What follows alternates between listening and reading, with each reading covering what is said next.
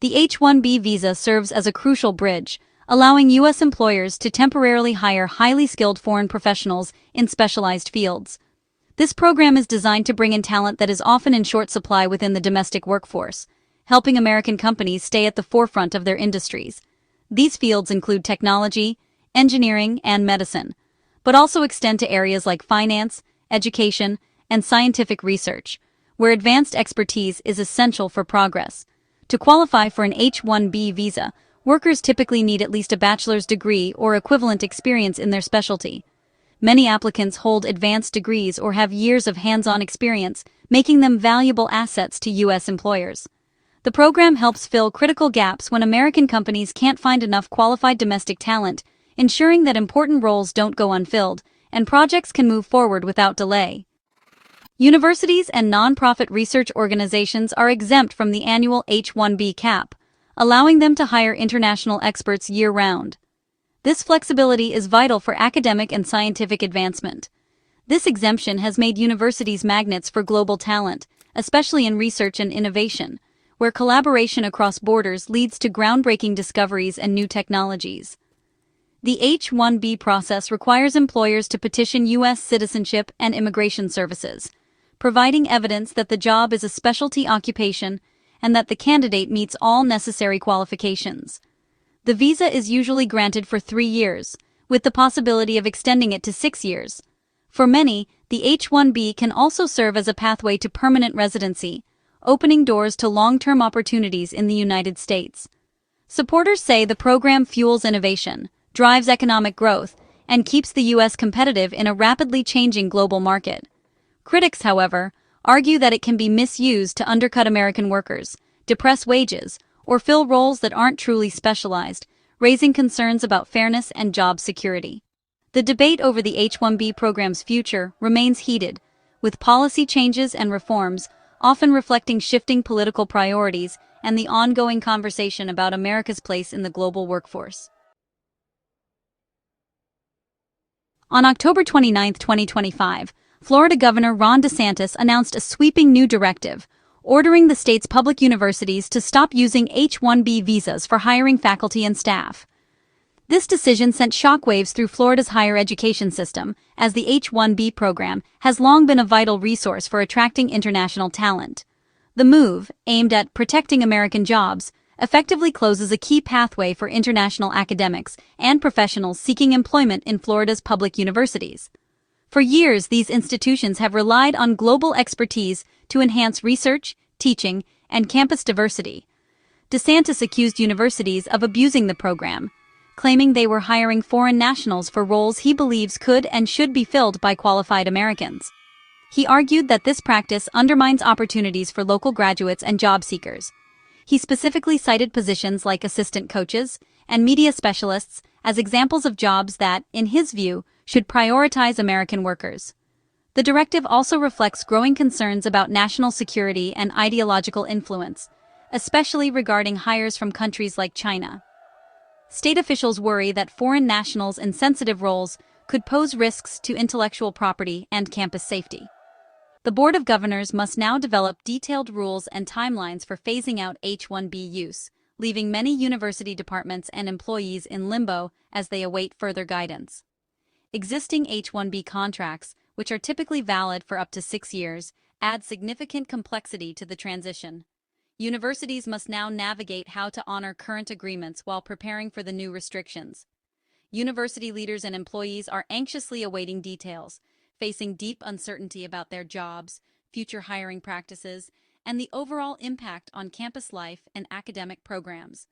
This policy marks a dramatic and controversial shift in Florida's approach to global talent in higher education, raising questions about the future of innovation, diversity, and competitiveness in the state's universities.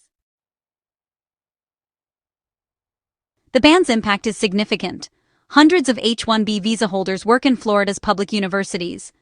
As of mid-2025, 677 H-1B beneficiaries were employed in higher education statewide, with the University of Florida alone accounting for 156. The University of South Florida and Florida State University also employ dozens of H-1B workers. Each number represents a researcher, professor, or specialist whose legal status depends on their university job. The policy also affects their families, many of whom hold dependent visas and work permits. Losing H-1B status could force entire families to leave the country, causing major disruption. The ban not only threatens current employees, but also cuts off a vital pipeline for future international hires. Departments that relied on global searches for top talent must now limit themselves to domestic candidates. This shift could impact the quality of education and research for years to come. Governor DeSantis and supporters argue that public universities should prioritize hiring American workers, especially Florida residents. They claim taxpayer-funded institutions have a duty to employ local graduates before looking abroad. The policy targets perceived H-1B abuse in non-specialized roles, like assistant coaches and media specialists. Supporters believe the ban will ensure better wages and more opportunities for American graduates.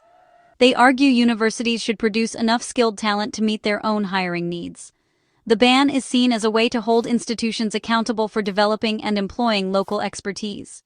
Critics counter that the H-1B program was designed for hard-to-fill, highly specialized positions. The debate centers on whether universities truly have enough qualified domestic candidates for every role. Critics warn the ban could trigger a brain drain, making Florida's universities less competitive for top global talent. Many advanced academic fields have a limited pool of experts, often found internationally. Restricting hires to Americans could mean settling for less qualified candidates, harming research and education. Universities are exempt from the H-1B cap because their need for specialized talent is recognized. Critics argue the policy misunderstands this, risking the collapse of research labs and loss of federal grants. H-1B workers contribute to the economy, pay taxes, and drive innovation. Forcing them out could reduce tax revenue and stifle growth in knowledge-based industries. Instead of protecting jobs, the ban may ultimately harm Florida's economy and reputation. The policy's human impact is profound. Hundreds of H-1B workers and their families now face an uncertain future. Many have built lives in Florida, with children who consider it home. The threat of losing their jobs and visas is emotionally and financially devastating. Students are also affected, as many rely on H-1B faculty for mentorship and research guidance. Losing these professors could derail academic progress and disrupt research projects. The policy sends a discouraging message to prospective international students, potentially reducing enrollment and tuition revenue. University departments must now manage the transition, often losing valued colleagues and facing morale issues. Hiring committees are restricted, unable to pursue the most qualified candidates if they require visa sponsorship. The administrative burden of navigating these changes diverts resources from education and research. The uncertainty is felt across campuses, from students to staff to leadership. Compounding the state ban, a new federal rule has ended automatic extensions for employment authorization documents, EADs. Previously, workers awaiting EAD renewals could keep working for up to 540 days. Now, any delay means immediate job loss. This especially affects H-1B spouses with H-4 EADs, who risk losing their jobs due to bureaucratic delays. Processing times can stretch for months, creating financial hardship and insecurity. For Florida's H-1B families, the combination of state and federal changes is a double blow. Many may decide the risks of staying outweigh the benefits, accelerating the departure of skilled talent. The timing of these changes creates a perfect storm for international professionals in Florida.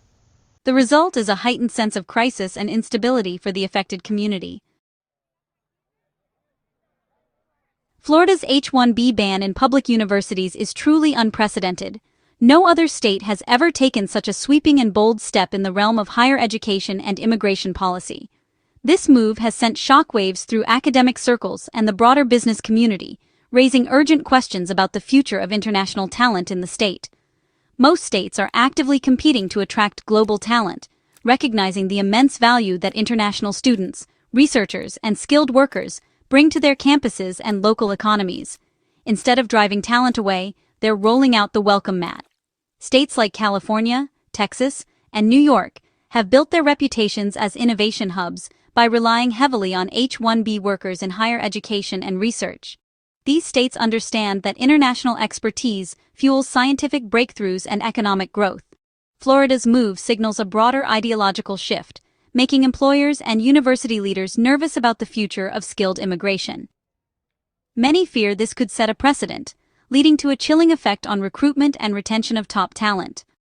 The policy echoes past federal efforts to restrict H-1B use, but Florida goes even further by banning it outright in public education.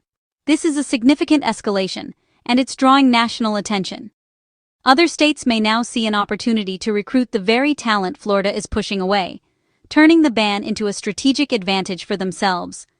Universities elsewhere are already preparing to welcome displaced faculty and students. Universities in other states could actively target Florida's professors and researchers, offering incentives and support to encourage them to relocate and continue their work in more welcoming environments. In the fiercely competitive landscape of U.S. higher education, Florida's self-imposed handicap could end up benefiting its rivals, who are eager to climb the academic rankings and attract top minds. The decision localizes a national debate, turning federal immigration policy into a state-level battleground. Lawmakers, students, and educators are now grappling with the immediate and long-term consequences. The long-term effects could fundamentally reshape the distribution of academic talent across the country, altering the landscape of American higher education for years to come. Florida's H-1B ban marks a turning point for the state's universities. Supporters see it as a way to prioritize local jobs, but critics warn of a brain drain and diminished research capacity. The policy, combined with federal changes, creates widespread uncertainty for employees, students, and institutions. Universities must now fill specialized roles from a much smaller talent pool, risking academic decline. The move sets Florida apart from national trends, favoring insulation over global integration. The state's relationship with the international academic community has fundamentally changed. Whether this leads to a renaissance of local hiring or a decline in quality remains to be seen. For now, Florida's higher education system faces a period of profound and difficult change.